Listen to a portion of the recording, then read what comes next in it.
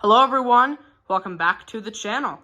So, today we are obviously looking at the Wayne-Dalton 9100, but if we look up a little bit, you'll see that we have a belt drive trolley on here. We have a belt on here, and a belt pulley up there. So, you guys already know what I installed. If we follow this back, you'll see the awesome LiftMaster 8355.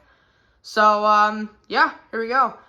This is the LiftMaster 8355 installed on this door.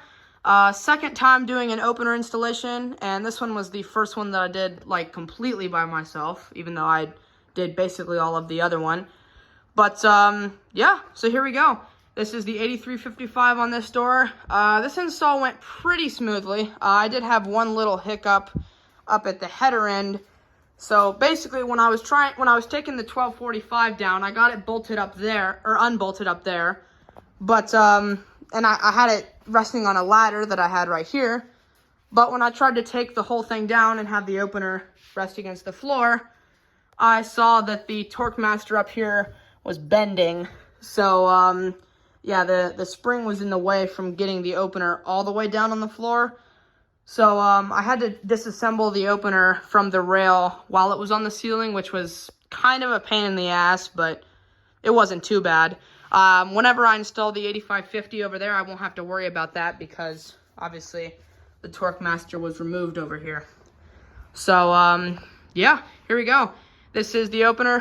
For wall buttons, I left the 882 up for the 8165. I put my 885 right above that, and the 885 is what runs the 8355.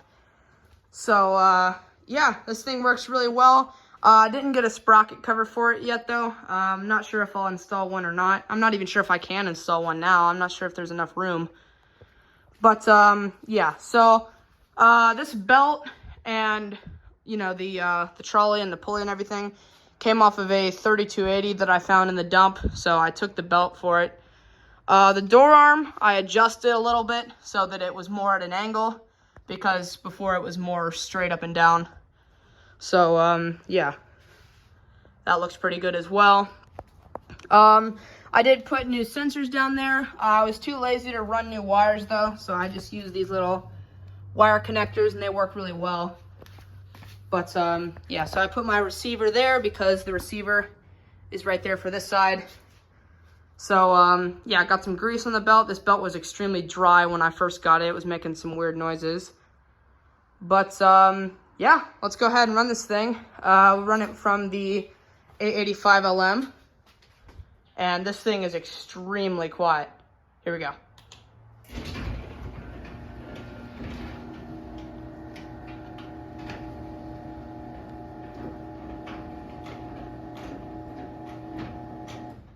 So quiet. This thing does, I realized, scrape the rail a little bit while it's opening. It doesn't scrape it too much, but it does do that. I did it when the 1245 was up too. There's not really much I can do about it because of, well, this garage has a very low ceiling. These doors probably should have been installed on low headroom tracks, but yeah. So the rail is original to the 1245. I didn't use a different rail. So yeah, there's another good view of the opener. This one was made March of 2013. So, yeah, we'll go ahead and give it another run down here with the 885, and here we go.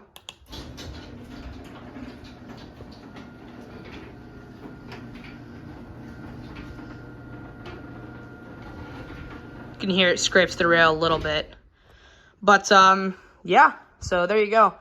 8355 on this door. Like I said, eventually I'm going to be installing my 8550 on that door because my grandma wants one with a battery backup, and also this opener is pretty loud.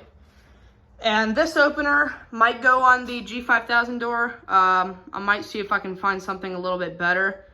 But, yeah, so the remote I'm using is just this Chamberlain clicker remote. We can get an outside view of it here. Come out here. And open it up again.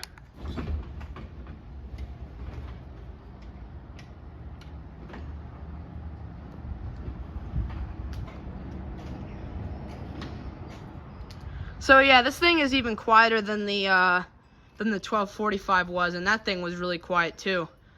So yeah, we can give it a sensor and force test here. We'll start with the sensors. Whoops, wrong button. I have the right button working on the 8165. We'll just let that close.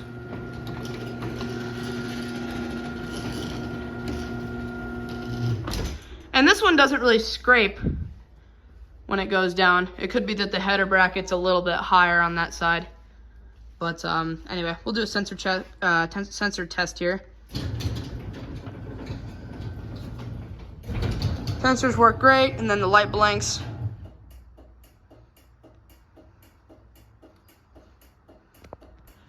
We'll do a force test as well.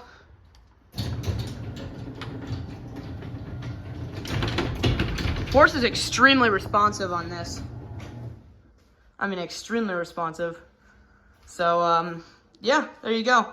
We'll go ahead and run it down again.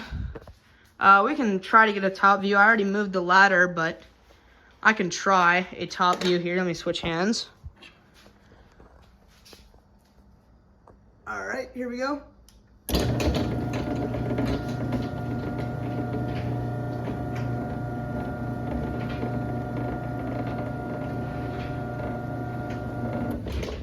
So yeah, but yeah, there you go.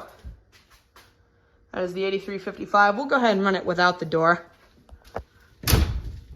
So yeah, I have it closing nice and soft on the floor there. And we'll go ahead and run this without the door.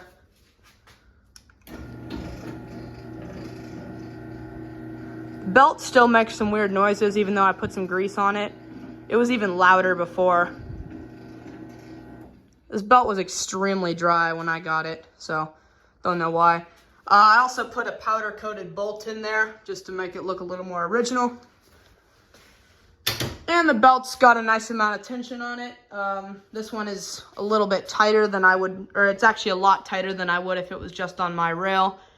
So, yeah, that's what the tension looks like. It's not too tight, though. Still got some play in it. But we'll go ahead and run this down again. And it'll click in. Actually, it sounds like the trolley vibrating. And this one coasts nice and soft on the floor. So, yeah. Yeah, there you go. That's pretty much it. We'll run it one more time with the 885, and then that'll be it. So, yeah, on this one, you have the learn and lock.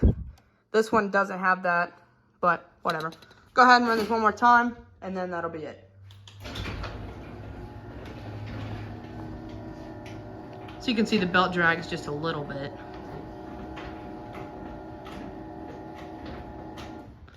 Close it down, and then that'll be it.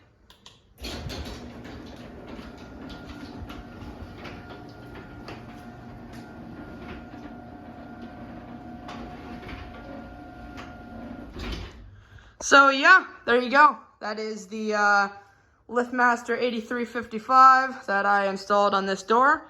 So yeah, there you go. Like I said, here pretty soon. I got about a month, and then I'm gonna be putting the 8550 on this door, and then we're gonna have two really quiet openers in this garage. So yeah, there you go.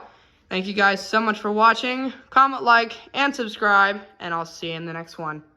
Peace.